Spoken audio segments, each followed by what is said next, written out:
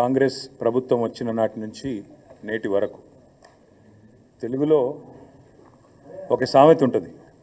వెనక లొల్లి పెట్టకూడతాం, తర్వాత బంద్ చేయండి, లొల్లి పెట్టకూడదు ప్లీజ్. తెలుగులో సామెత ఉంటుంది, పాడిందే పాటరా పాచిపండ్ల దాసరి అని. ఒకటే రాగము, ఒకటే పాట, ఒకటే మాట కాంగ్రెస్ ప్రభుత్వం వచ్చిన నాటి నుంచి నేటి వరకు. ముఖ్యమంత్రి రేవంత్ రెడ్డి నుంచి మొదలు పెడితే రాష్ట్రంలో ఉండే ప్రతి కాంగ్రెసు నాయకుడు ఒక ఎజెండా ప్రకారం గోబెల్స్ వారసుల్లాగా ఒకటే ప్రచారం, ఒకటే సొల్లు పురాణం. 15 నెలలుగా అరిగిపోయిన గ్రామ్ఫోన్ రికార్డు లాగా.